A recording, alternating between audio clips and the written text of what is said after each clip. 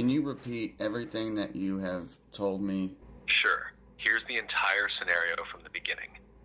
As the head of a space agency that can't actually get to space but wants to deceive the world into believing in our successful missions, we would take several steps to create a convincing grand illusion. First, we'd establish a strong media presence. This means creating high-quality videos and images using advanced CGI and realistic film sets that mimic spacecraft, control centers, and space environments. We'd hire experts in special effects, set design, and cinematography to ensure our visuals look authentic. Next, we'd recruit scientists, engineers, and astronauts to provide credible testimonies. These individuals would be thoroughly trained to convincingly portray their roles, learning technical jargon and procedures to answer questions accurately during interviews and public appearances. We'd also need to create a sophisticated network of fake satellite data, telemetry, and mission updates.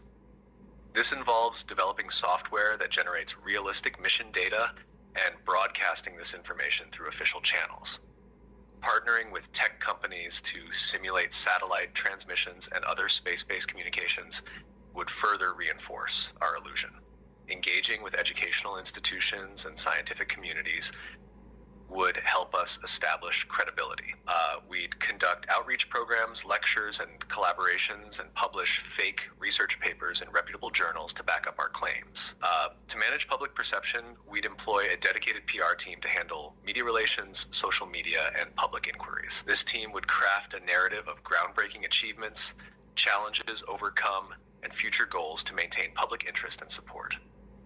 Lastly, we'd prepare for skepticism and potential exposure by creating contingency plans. This might involve discrediting critics or providing plausible explanations for any inconsistencies in our story. As for whether the entire agency should be in on it or just a select few people, it would be more effective if only a very select few people knew about the deception.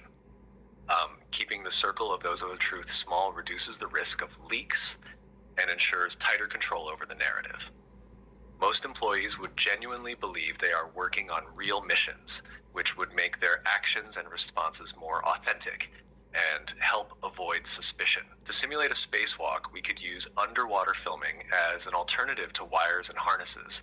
We'd set up an underwater environment. We'd build a detailed, waterproof section of the spacecraft's exterior inside a large pool or a neutral buoyancy facility. This setup would allow for the same kind of detailed interactions with the spacecraft as a surface set. The astronaut's suit would be specially adapted for underwater use. It would still look like a real spacesuit, but would need to be slightly modified to ensure buoyancy and mobility underwater while keeping a realistic appearance. We'd train the actors. They would undergo rigorous training to move slowly and fluidly, mimicking the motions they would use in space. This training would help them get used to the resistance of water, which simulates the lack of gravity. We'd film the spacewalk underwater. Using waterproof cameras, we'd capture the astronaut performing their tasks. The water would naturally create these slow floating movements associated with zero-gravity environments. Proper lighting would be crucial to mimic the harsh lighting conditions of space. In post-production, we'd remove any visual cues that indicate the scene was filmed underwater. We'd digitally edit out bubbles, correct color distortions, and add effects like the Earth, stars, and other space visuals to the background. We'd enhance the audio similarly to the wire method. We'd add the characteristic communications between the astronaut and the control center, breathing sounds, and tool noises, all mixed to reflect how they would sound in space. This underwater filming method has been used by space agencies like NASA for astronaut training, making it a tried and true way to simulate zero gravity convincingly. Is there anything else you'd like to discuss or explore in this scenario? No, that was quite enough. Thank you.